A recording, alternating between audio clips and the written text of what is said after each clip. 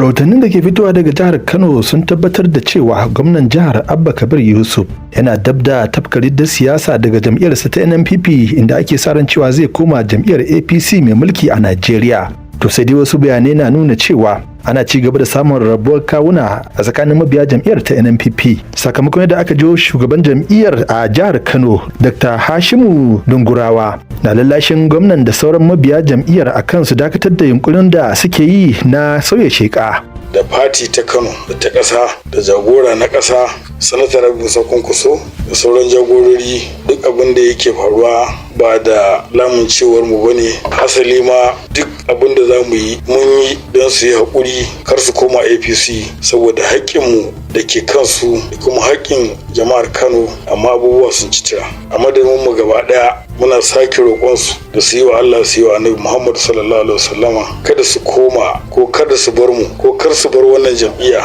ta NNPP. Dungurawa ya ce akwai buƙatar gwamna Abba Kabir Yusuf, wanda aka fi sani da gida-gida, ya yi karatun ta natsu domin gudun kada ya yi kitso da kwarkwata, kasancewar al'umman jihar Kano sun zaɓi jam'iyyar ta NNPP ne saboda irin tagomashin da take da shi. Wannan jam'iyya ita ce ta sa muka ci zaɓe, kuma alhamdulillah talaka ita suka zaɓa, saboda haka cin amana talakawa ne su kada jam'iyya kuma a koma cikinta, wannan ba daidai ba ne. Fatanmu shine su ci gaba da zama a wannan jam'iyya domin taimakawa waɗanda suka sha wahala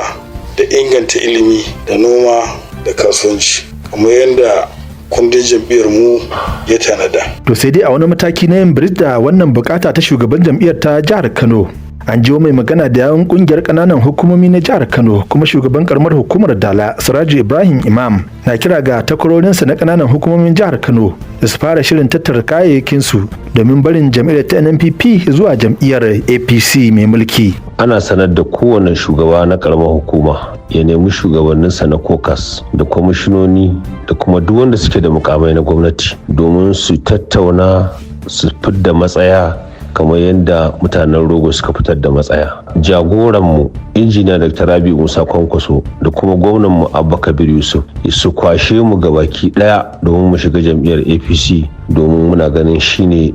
hanya maslaha wadda za ta kawo wani alkhairi baki daya. Ba ma son rarrabuwa, kuma wannan shine fatanmu, kuma haka aka ba da umarni kowa ya yi. Ya zuwa yanzu dai ba kai ga jin ta bakin shugaban ɗariƙar Kwankwasiya wato injiniya Dr. Rabi Musa Kwankwaso ba akan wannan al'amari. To sai dai a watannin baya an jiyo shi yana musanta komawa jam'iyyar ta APC jim kaɗan bayan wata ganawa da ya da shugaban ƙasa Bola Ahmed Tinubu a fadar Asarok da ke Abuja. Siyasar Kano dai za ta ci gaba da kasancewa cikin wani yanayi na rashin sanin inda aka dosa, kasancewar wasu bayanai na nuna cewar idan har su tabbata cewa Abba gida-gida ya sauya sheka zuwa jam'iyyar APC, to akwai yiwuwar wasu daga cikin jigajigan jam'iyyar ta APC a jihar Kano za su iya tafkata su riddan siyasar, inda ake sa ran sabuwar jam'iyyar adawa ta ADC za ta iya yin baki.